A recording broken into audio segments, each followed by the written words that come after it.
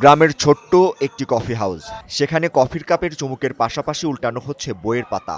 রাজনীতি কিংবা অহেতুক তর্ক নয়, এখানে আড্ডার মূল বিষয় বই আর জ্ঞান চর্চা। শেরপুর নালিতাবাড়ী উপজেলার মরিচপুরান ইউনিয়নের মাথাভাটা বাজারে ব্যতিক্রমী এই উদ্যোগ ইতোমধ্যে বইপ্রেমী ও স্থানীয়দের দৃষ্টি কেড়েছে।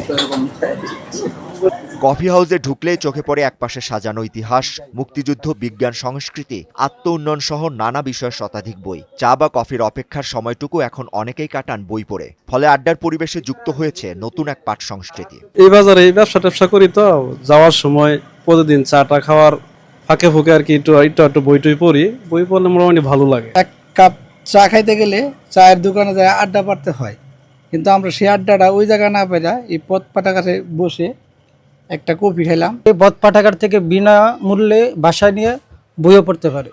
একজন পাঠক 10 দিনের জন্য সে কি বই নিয়ে যায় বাসায় পড়তে পারবে বিনামূল্যে।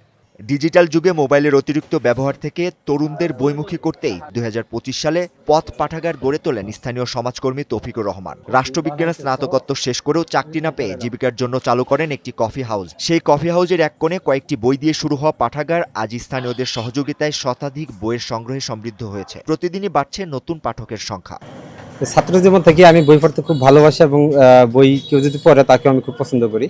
তো আমার ছাত্র জীবন থেকে কিছু বই কেনা ছিল, তো সেগুলি আমি এখানে নিয়ে আসছি। আমার দোকানের পাশে বসে বসে পড়তাম, সেখান থেকেই আস্তে আস্তে বই মানে শুরু করতে করতে তারপরে আমি এখান থেকে চা বিক্রি করে আরও পছন্দের কিছু বই অনলাইন থেকে অর্ডার দিয়ে কিনি এবং 150 শতাধিক এখানে বই রয়েছে। আমার প্রায় 120 কপি বই নিজেরই অর্থায়নে কেনা, আর প্রায় 30 কপি 25 কপির মতো আমার বন্ধু বান্ধব আত্মীয় স্বজন তাদের কাছ থেকে আমি সহযোগিতা পেয়েছি। ভবিষ্যতে যেন মানুষের বিভিন্ন অপকর্ম থেকে দূরে সরে এসে যেন বই প্রেমী হতে পারে, সেই আগ্রহ নিয়েই আমি মূলত আসলে এখানে পথ পাঠাগার নামে একটি পাঠাগার স্থাপন করার চেষ্টা করছি। যেখানে গ্রামের অধিকাংশ চায়ের দোকানের সময় কাটে গল্প গুজবে, সেখানে এই কফি হাউস হয়ে উঠেছে জ্ঞানচর্চার এক অনন্য কেন্দ্র। খোকনের বিশ্বাস, প্রয়োজনীয় পৃষ্ঠপোষকতা পেলে এই ছোট্ট পাঠাগার একদিন বড় পরিসরের পাঠকেন্দ্রে রূপ নেবে। স্থানীয়দেরও প্রত্যাশা এমন উদ্যোগ দেশের প্রতিটি গ্রামে ছড়িয়ে পড়ুক, কারণ কফির সুবাসের সঙ্গে বইয়ের ঘ্রাণ মিশে এখানেই তৈরি হচ্ছে আলোকিত আগামী প্রজন্মের নতুন ঠিকানা।